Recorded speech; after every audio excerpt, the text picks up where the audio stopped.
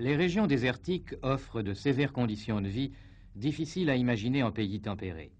L'automobile a facilité l'exploration de ces immensités, uniquement traversées il y a quelques dizaines d'années encore par les seules caravanes de nomades.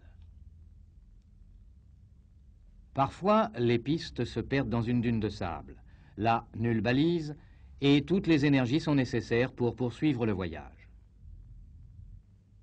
Ainsi, le voyageur, dans sa migration vers le sud, découvre des paysages de plus en plus sauvages, une végétation qui se raréfie et se spécialise dans la lutte contre la sécheresse.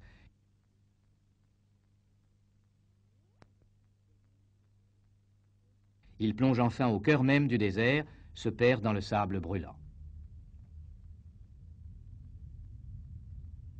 Aux immensités sableuses succèdent les murailles vertigineuses des falaises du Sahara central, et il découvre alors l'austère profil du Tassili Nadjer.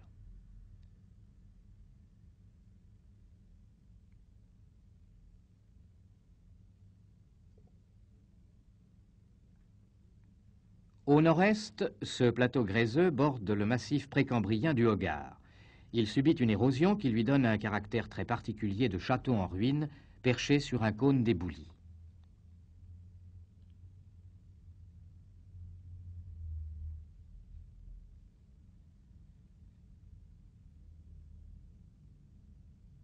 Les grès cambro-ordoviciens de ce plateau renferment peu de fossiles.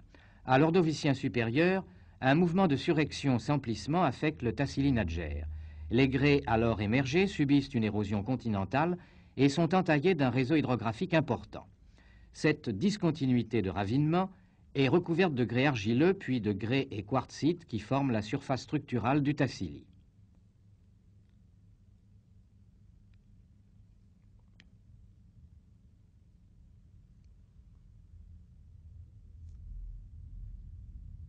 Au cours des temps géologiques récents, ces étendues arides étaient couvertes de végétation foisonnante de vie. Dès le début des temps préhistoriques, elles sont envahies par des populations de chasseurs, de bergers, qui remontent le long des vallées herbeuses. Puis la sécheresse affecte progressivement fleuves et rivières, laissant place à des marécages qui disparaissent à leur tour. La désertisation du Tassili se poursuit aujourd'hui.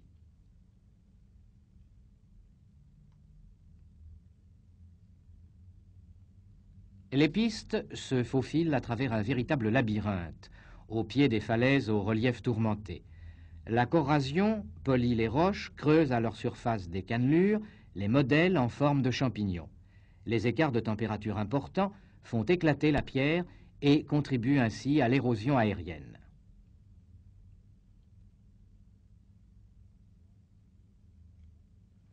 Parfois, les pistes empruntent le lit d'un oued où subsistent quelques traces de végétation. Elles cheminent sur une étendue de pierrailles sans un arbre, sans un brin d'herbe. Un tel chaos rend difficile la progression des bêtes au fardeau volumineux.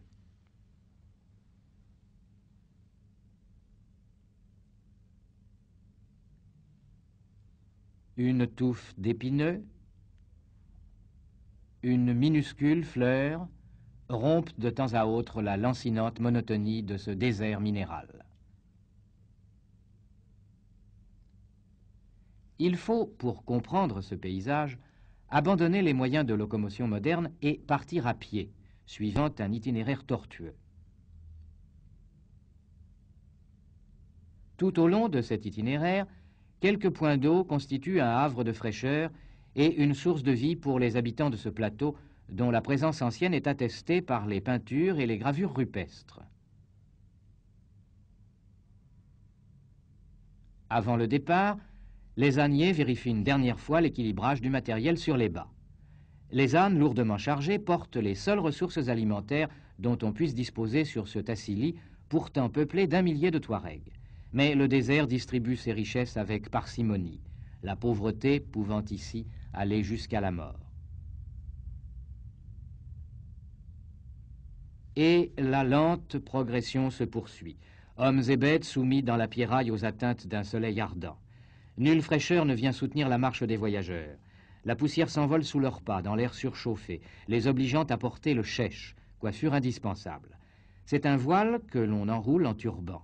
Il protège du vent de sable, du soleil, et conserve l'humidité de la respiration. Entre deux étapes, l'abri précaire d'un arbre aux branches dénudées est le bienvenu en l'absence de tout point d'eau. Là, plus qu'ailleurs, l'eau conditionne toute vie, qu'elle soit animale ou végétale. Seule l'existence de vallées fossiles et de profonds canyons est le témoin des phases climatiques antérieures humides.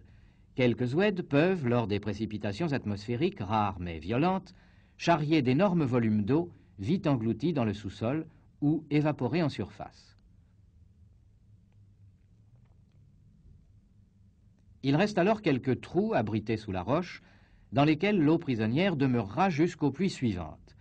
Ces collections d'eau, ou gueltas, relativement nombreuses, rendent la vie possible sur le Tassili. La plus importante se trouve à Tamrit. D'autres sont disséminées sur le trajet de l'Oued Sefar. Les Touaregs viennent puiser dans ces gueltas le précieux liquide qu'ils conservent dans des pots de chèvre, les guerbas. À la halte du soir, les animaux s'y abreuvent longuement. Ce milieu humide favorise la végétation. L'étude détaillée de ces biotopes privilégiés se révèle riche en enseignements. L'analyse chimique montre que cette eau est de bonne qualité malgré les apparences. En effet, il est surprenant de constater la grande quantité de matières organiques qui flottent à la surface des gueltas. Or, la quantité d'oxygène mesurée à l'aide d'appareils de terrain permet de la considérer comme potable. Malgré la turbidité importante de l'eau, ses qualités chimiques étant satisfaisantes, il suffit simplement, pour la consommer, de la décanter ou de la filtrer. La faune aquatique renferme surtout des crustacés phylopodes, dont l'abondance dépend du régime des pluies. En période de sécheresse, les phylopodes s'enfouissent dans le limon sableux et attendent la remise en eau en s'enquistant. Des insectes vivent en leur compagnie. Hémiptères, coléoptères, trichoptères. À l'époque où s'effectua cette étude, le milieu aquatique bien alimenté a permis de nombreuses captures réalisées suivant différentes méthodes.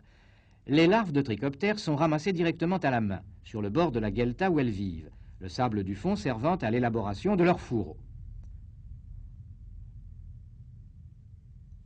Mais des difficultés surgissent lorsqu'il s'agit de capturer de minuscules animaux blottis dans l'épaisseur du sédiment ou bien d'atteindre ceux qui se cachent dans les creux des gueltas, souvent à 3 ou 4 mètres de profondeur.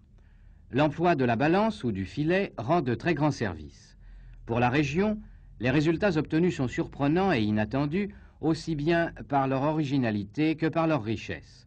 Un échantillon de cette population comprend en effet, outre les groupes déjà énumérés, des ostracodes, des arcpacticides, des planaires et des mollusques.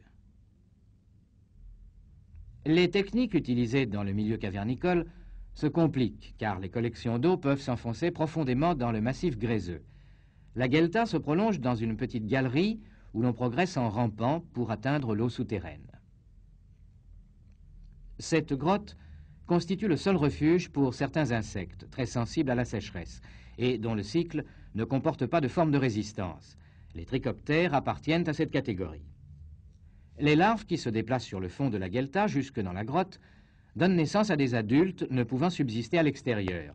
Ces derniers ne supportent pas les conditions de climat désertique régnant alentour. Ainsi, le rôle de refuge et de milieu conservateur du domaine souterrain permet à la population de trichoptères de vivre sur le Tassili.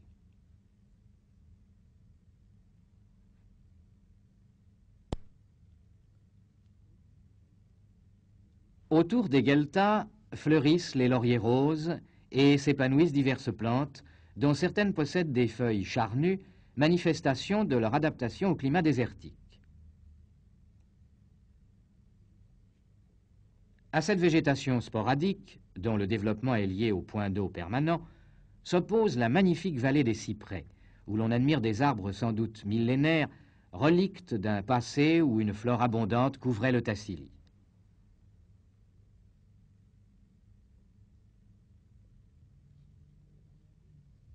Les troncs tourmentés des cyprès envoient des racines puissantes dans le sous-sol afin d'y puiser l'eau, mais il leur est impossible de s'y reproduire.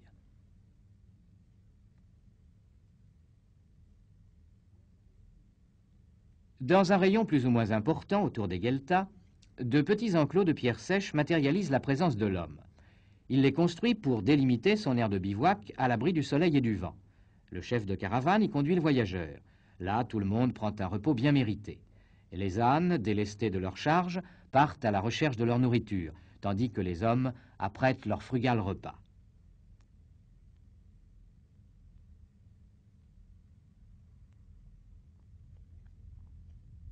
Malgré ses faibles ressources, le Touareg pratique très largement l'hospitalité.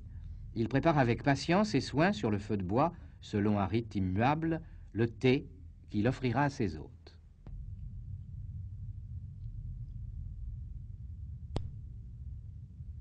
L'eau lui permet aussi de confectionner avec de la farine la galette qui constitue souvent sa seule nourriture.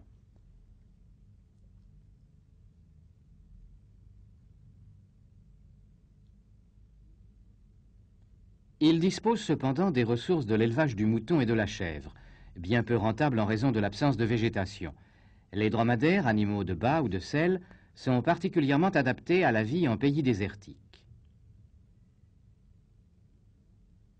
Leurs longues lèvres cachent une denture bien développée de ruminants qui leur permet de se délecter de buissons aux épines longues et acérées. Leur endurance au climat rude et à la sécheresse permet aux nomades de se déplacer sur les longues distances qui séparent les points d'eau. La sole plantaire élargie et souple de leur monture facilite la marche sur tous les terrains. Le soir venu, lâchés en liberté, ils partent à la recherche de leur nourriture qu'ils découvriront en parcourant de très vastes territoires.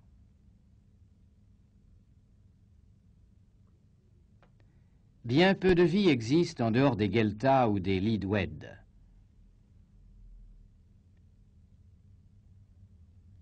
Parfois, cependant, des traces révèlent la présence de scorpions. Un lézard se dort paresseusement au soleil, puis, inquiété par un bruit inhabituel, fuit soudain. Un criquet se traîne sur la roche brûlante. Un coléoptère aux couleurs vives furette à la recherche des débris d'un repas. Un oiseau rôde autour du campement. Sous les abris rocheux, les manifestations d'une vie beaucoup plus riche sont évoquées par les peintures et gravures rupestres. Très nombreuses au Tassili, elles évoquent une époque où abondaient les grands troupeaux de mammifères. Girafes, bovidés, caprins, antilopes, cervidés.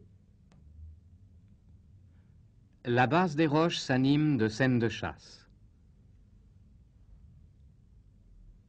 Du spectacle de toute une population de guerriers, de sorciers et d'animaux divers. Ils évoquent pour l'homme contemporain un pays verdoyant et riche où l'eau coule en abondance et où la vie est facile.